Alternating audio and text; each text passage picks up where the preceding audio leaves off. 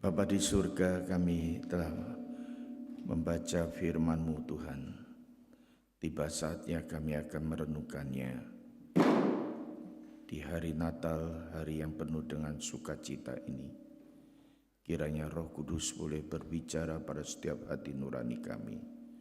Bersabda, berfirman-Lah ya Tuhan, kami siap mendengarkan. Hamba-Mu yang lemah dan terbatas ini, Tuhan urapi dia. Kami boleh datang bersama saudara-saudara kami, baik yang dekat maupun jauh, bahkan ada yang dari luar negeri, dari tanah air. Kami boleh ada di kota ini, kami boleh berkumpul bersama keluarga. Suatu berkat dan sukacita menyertai kami. Sungguh kami bersyukur padamu Tuhan, atas kesempatan yang kami terima hari ini, boleh beribadah di hari Natal bersama gereja Tuhan di segala tempat. Kami mohon, kami muji, kami menyembah-Mu Tuhan. Kami berdoa di dalam nama Tuhan Yesus Kristus, penebus kami yang hidup. Bersama-sama katakan amin.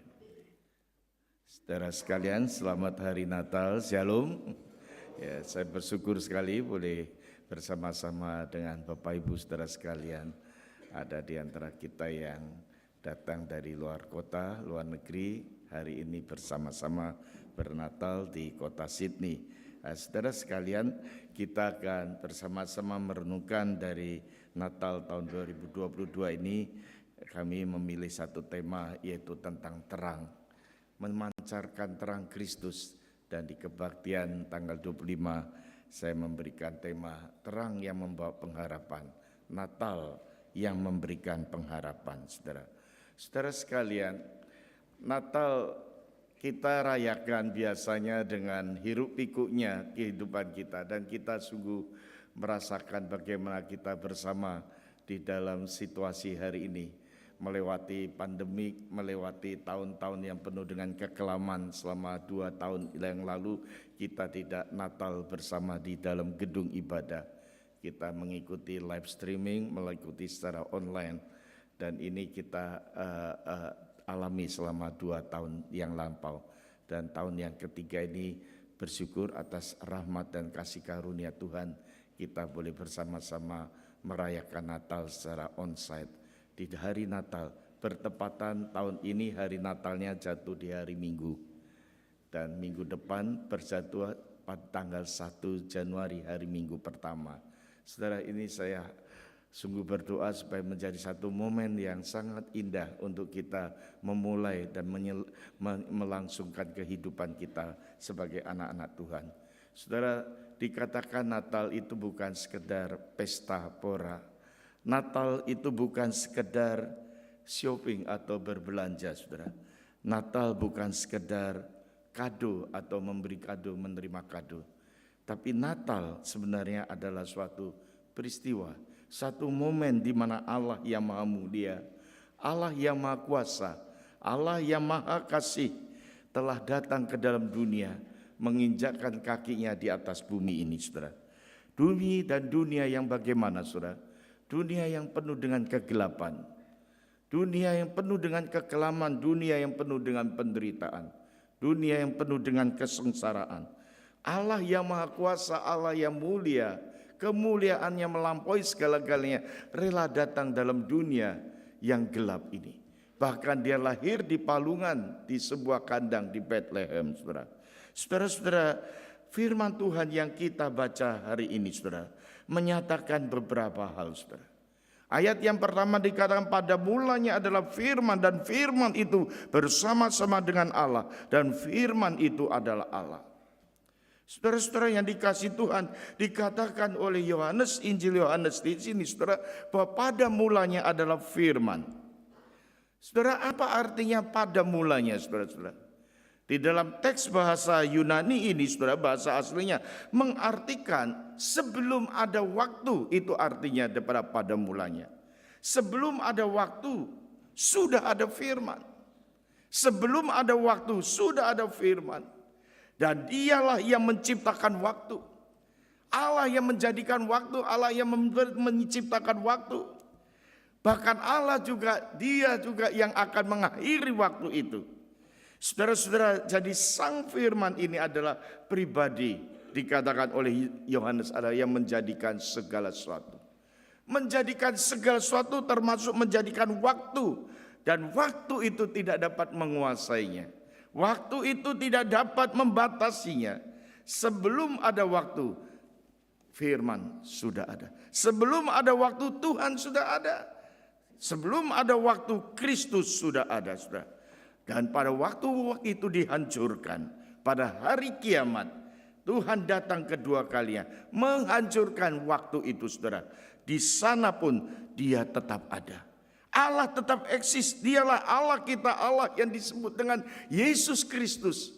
Yang lahir ke dalam dunia ini adalah Allah yang kekal. Natal adalah menegaskan, meneguhkan bahwa Allah kita adalah Allah yang kekal. Firman itu adalah Allah yang menjadikan dan menciptakan segala sesuatu. Segala sesuatu termasuk yang materi maupun yang non materi. Yang kelihatan maupun yang tidak kelihatan.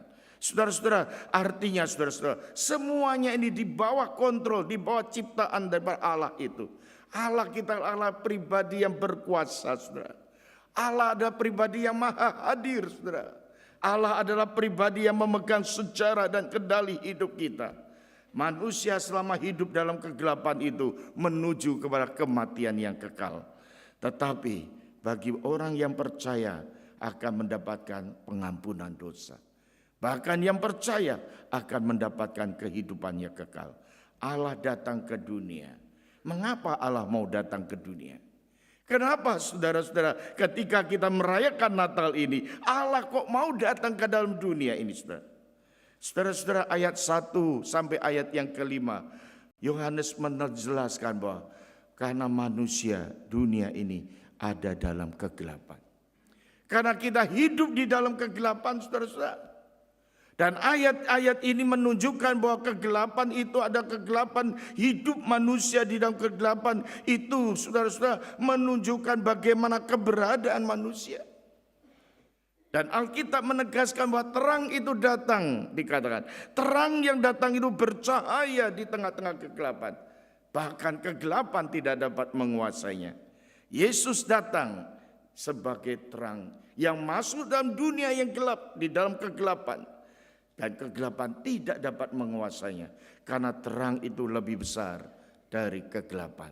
Saudara-saudara, ini adalah satu penegasan pada Injil Yohanes berbicara tentang Natal. Berbicara tentang esensi daripada kelahiran Kristus. Kristus datang sebagai terang yang sejati. Saudara sekalian yang dikasihi Tuhan, kalau kita melihat bagian ini, saudara-saudara, kita bisa melihat apa arti kegelapan itu. Apa yang dimaksudkan Alkitab dengan kegelapan itu, saudara-saudara? Alkitab seringkali mengidentikan kegelapan itu yang pertama dengan kejahatan, saudara. Kegelapan itu menunjukkan kejahatan. Manusia hidup dalam kegelapan. Manusia berada di dalam kejahatan. Di dalam kejahatan yang ada di dunia ini. Saudara-saudara, kita menyaksikan sepanjang waktu ke waktu, saudara-saudara, betapa kejinya dosa itu. Betapa jahatnya kehidupan orang yang berdosa ini. Yang penuh dengan kejahatan. Saudara melihat, menyaksikan di mana-mana hari ini, saudara. Mengerikan sekali akibat daripada kejahatan-kejahatan itu. Kita bisa melihat bahwa dunia kita ini adalah dunia yang penuh dengan kegelapan itu. Dan Matius mengatakan, Injil Matius menunjukkan bahwa kegelapan itu artinya seringkali ditunjukkan, diidentikan dengan suatu penghakiman. Penghakiman yaitu menuju kepada kematian, saudara. Dan juga ini dijelaskan, kegelapan itu mengartikan kematian yang kekal. Sudah betapa dalamnya kehidupan manusia dalam dunia yang sedemikian rupa begitu berat, saudara. Bapak Ibu saudara sekalian, kenapa Yesus mau lahir ke dalam dunia? Karena dunia di dalam kegelapan itu sendiri, saudara. Saudara-saudara, dunia ini seperti ada suatu ungkapan planet yang tua, saudara. Sebuah planet yang penuh dengan luka-luka, saudara. Yang berjalan berjelih, lalah bertatih-tatih menuju kepada kebinasaan, saudara. Manusia yang ada dalam planet yang tua itu berteriak-teriak. Hidup dalam penderitaan dan kesengsaraan. Banyak orang bercerita pada saya secara pribadi, saudara. Sekarang hidup ini semakin susah, semakin sulit. Bukan saja masalah ekonomi, masalah bisnis yang semakin lesu, tetapi bagaimana kehidupan manusia yang terancam dengan kematian. Saudara, COVID-19 ini begitu besar dampaknya di dalam dunia ini. Manusia semakin sulit, bahkan semakin tidak mengalami ketenangan. Ada ancaman di dalam kesehatan, saudara-saudara. Saudara-saudara yang dikasih Tuhan, masa-masa lockdown hari ini, saudara. Saya memperhatikan tingkat daripada depresi itu semakin besar, saudara. Pada waktu lockdown terjadi 2 tahun belakangan ini di Australia, saudara, tingkat daripada depresi itu semakin berat, saudara. Saudara, realita ini terjadi di tengah-tengah kita karena manusia yang sebetulnya makhluk sosial yang harus berelasi, yang harus berkomunikasi, harus berjumpa, hari itu tidak bisa ketemu siapa-siapa. Mungkin kalau kita bersama keluarga muda, masih muda, orang-orang tua, saudara, anak-anak yang ada di luar negeri, tinggal di luar kota, dia sendirian di rumah. Saya punya tetangga itu seorang nenek, hidup sendirian, saudara. Sampai dia pasang alarm supaya kalau ada apa-apa dia dengan tombol saya dengar. Pada waktu dia meninggal tidak ada yang tahu. Dan hari itu saya begitu merasakan Tuhan. Tapi nenek ini begitu semangat. Usianya sampai usia lanjut 90 sekian tahun. Dan hari ini saya menyaksikan banyak orang seperti itu, saudara. Inilah dunia kita, saudara. Dunia yang seperti ini yang membutuhkan terang itu, yang membutuhkan keselamatan, yang membutuhkan juru selamat, saudara. Karena ada satu saat kita juga akan menuju ke satu tempat di mana kita harus menyelesaikan panggilan dan tugas kita di dunia ini. Kondisi yang seperti ini kita perlu pertolongan, saudara. Kita butuh juru selamat, saudara-saudara. Firman Tuhan ini sangat relevan bagi kita, saudara. Yesus datang mengusir, meniadakan kegelapan. Artinya dia datang sebagai terang, saudara. Kegelapan itu artinya ketiadaan pengharapan, saudara-saudara. Kalau pengharapan itu adalah suatu hal yang penuh dengan pengharapan, penuh dengan sukacita. Sedangkan kegelapan itu ada ketiadaan pengharapan.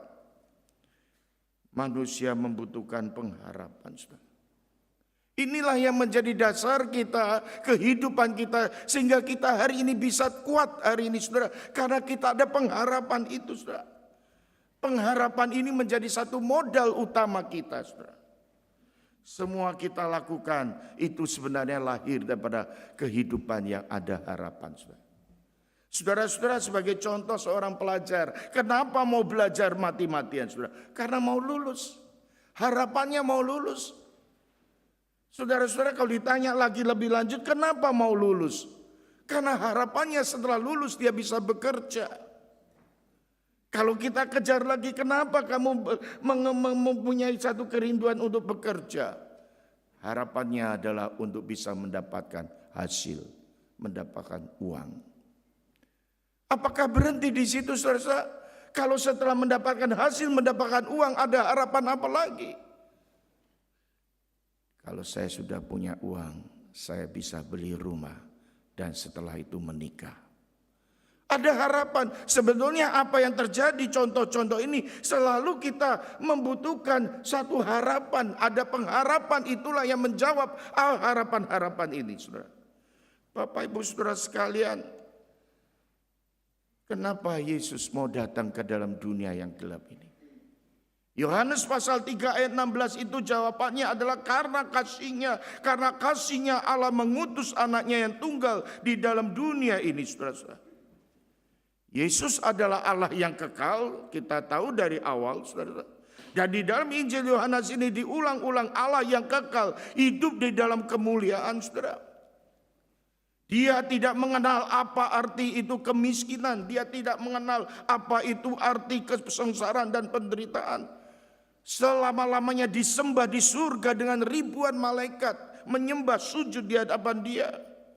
Tetapi Alkitab memberikan satu kesaksian, dia rela datang ke dunia mengambil rupa sebagai manusia.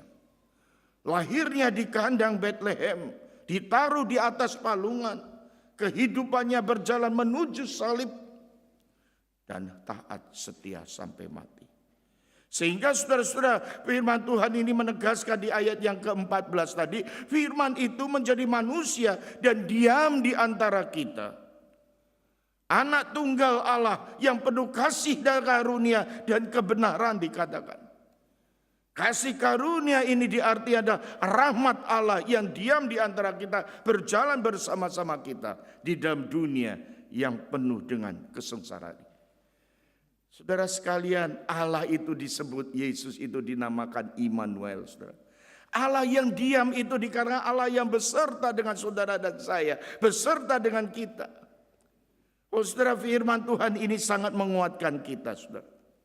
Khususnya di masa-masa yang sulit ini, firman Tuhan mengingatkan dia diam di antara kita. Kalau tadi kegelapan itu terpisah artinya dengan Allah, sekarang dia datang ke dalam dunia membawa kepada suatu kebenaran hidup, yaitu supaya kita bersama dengan dia. Dia menyertai kita, bahkan dia diam di antara kita. Saudara sekalian, dia adalah gembala kita yang baik. Yesus Kristus adalah gembala yang baik, saudara-saudara. Baik dalam kehidupan lancar maupun dalam kehidupan yang berat, saudara. Kehidupan sehat atau sakit. Dia tetap menyertai kita, memimpin kita, menjaga kita, melindungi kita, dan memberikan kekuatan dan pengharapan pada kita. Sebelum Yesus datang, manusia terpisah dari Allah. Setelah Natal itu ada di tengah kita. Dia tinggal di tengah-tengah kita. Saudara-saudara, apa perbedaan pengharapan yang diberikan dunia dengan yang diberikan oleh Allah? Apa pengharapan yang dia ada di dalam Kristus bedanya dengan pengharapan yang diberikan oleh dunia ini, saudara? John Piper itu pernah mengatakan demikian. Pengharapan dunia itu ada pengharapan yang sifatnya adalah situasional, saudara. Apa artinya situasional? Situasional itu bergantung kepada situasi. Semoga dikatakan. Seringkali kalimat yang dipakai ada semoga baik, semoga lancar. Kalau baik dan lancar, yaitu harapan itu terkabulkan, terpenuhi. Semoga yang tidak baik tidak terjadi. Semoga yang tidak lancar tidak terjadi. Itu harap-harap yang bersifat daripada situasional, saudara. Semoga tidak sakit, semoga tidak mengalami kecelakaan, saudara. Kalau demikian, saudara-saudara, itulah yang disebut dengan pengharapan situasional. Tapi apa bedanya dengan pengharapan di dalam Kristus, saudara? Pengharapan di dalam Kristus jaminannya bahwa Allah itu bersama dengan kita. Allah menyertai kita. Allah sebagai Allah yang memegang kendali hidup saudara dan saya. Di dalam setiap aspek kepengalaman hidup kita. Dia tetap menyertai kita, dia memimpin hidup kita. Ketika lancar, dia membawa kita, memimpin kehidupan kita sehingga lancar. Tapi kalau pada waktu tidak lancar, dia pun beserta dengan kita untuk memimpin hidup kita melewati ketidaklancaran itu. Pada waktu sehat, dia pimpin kita untuk melewati kehidupan ini. Namun sebaliknya pada waktu kita sakit, jangan lupa dia bersama dengan kita, dia pimpin kehidupan kita melewati kesakitan dan kesengsaraan kita. Dia pernah mengalami ini juga ketika dia ada di dalam dunia. Ketika itulah yang kita sebut dengan Natal. Natal memberikan pengharapan. Artinya Allah yang menyertai dan diam di antara kita, saudara. Saudaraku yang dikasihi Tuhan, bagaimanakah dengan kehidupan saudara dan saya? Ayat yang ke-12 ini ada satu ayat yang disebutkan yang sangat terkenal sekali. Semua orang yang menerimanya diberinya kuasa menjadi anak-anaknya, anak-anak Allah, dan mereka yang percaya dalam namanya. Bahkan dikatakan diberi kuasa menjadi anak-anak Allah, saudara-saudara. Suatu status yang baru, status yang sangat kuat sekali. Keintiman dengan Sang Bapa, Sang Pencipta, Sang Pemilik. Kita disebut dengan anak-anak.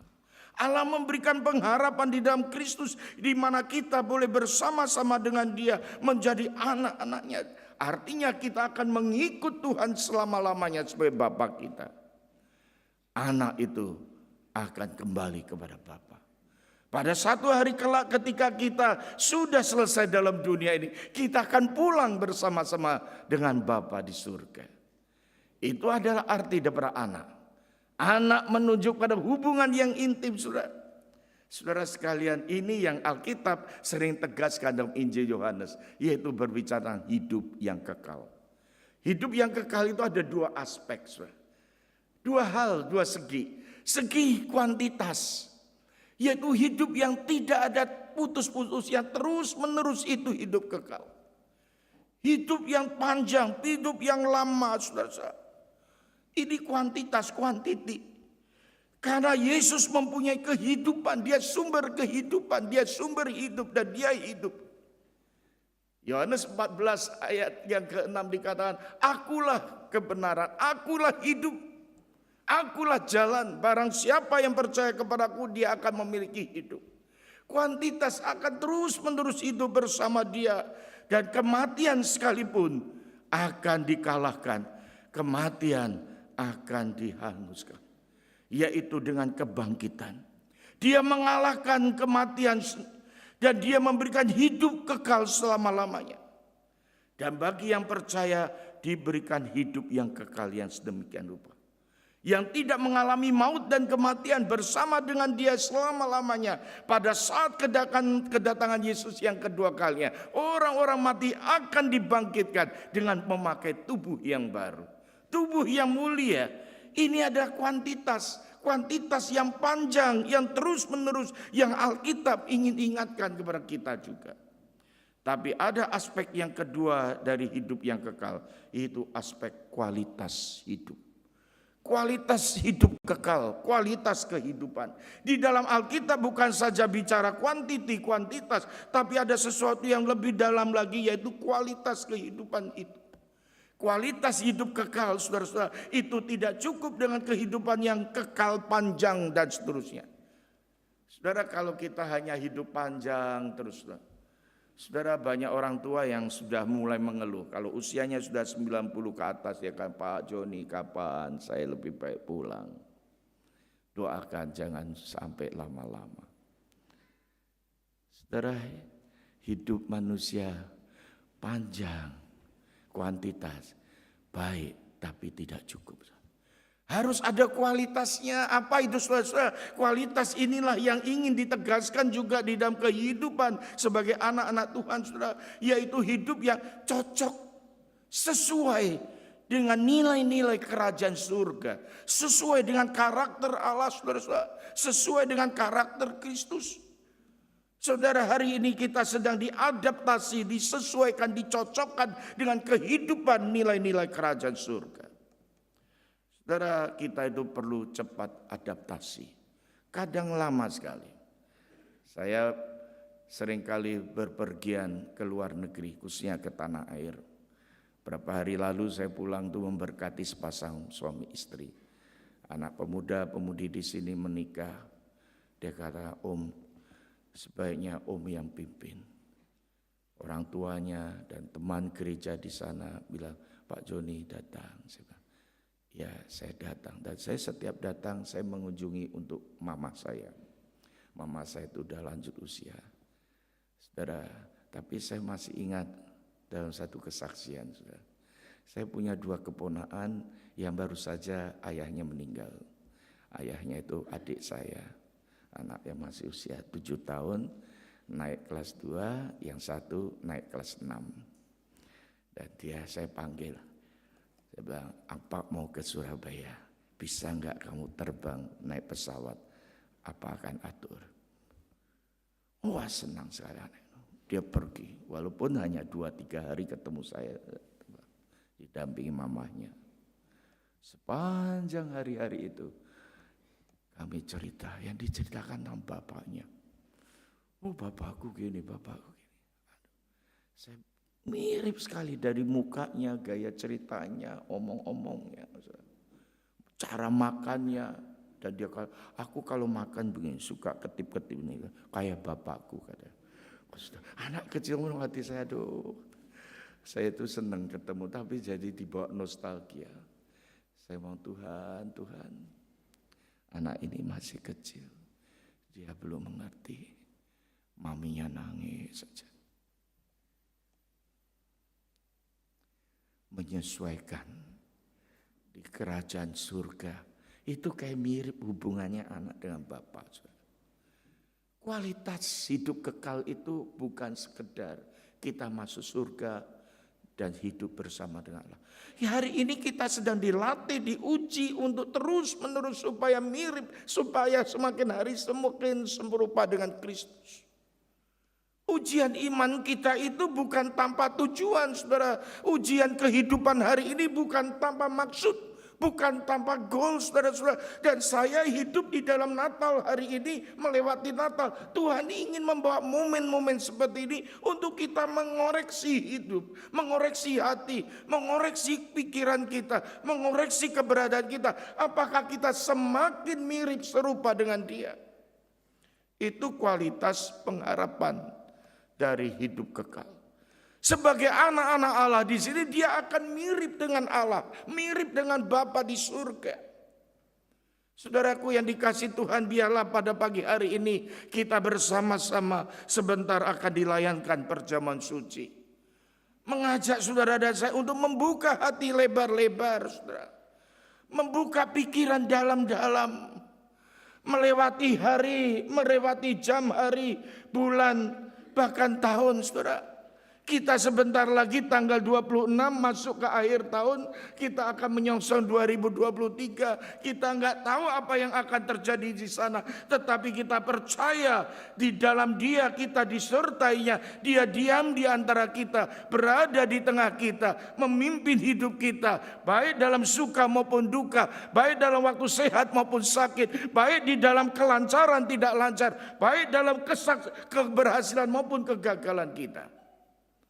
Dia bersama dengan kita. Amin. Dan dia sedang menunjukkan kasih-Nya.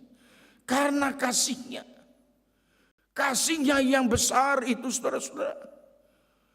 Kasih-Nya yang diberikan anaknya yang tunggal itu. Supaya barang siapa yang percaya tidak binasa. Biar pagi hari perenungan Natal ini boleh mendorong kita bersama-sama hidup bersama Dia. Natal yang memberikan pengharapan. Pengharapan di dalam Dia ada sukacita. Di dalam pengharapan ada damai sejahtera. Di dalam pengharapan itu ada sukacita sejati. Di dalam pengharapan itu ada semangat, ada iman. Iman yang memperserahkan diri kepada Tuhan. Amin. Amin. Tuhan memberkati. Kita akan bersama.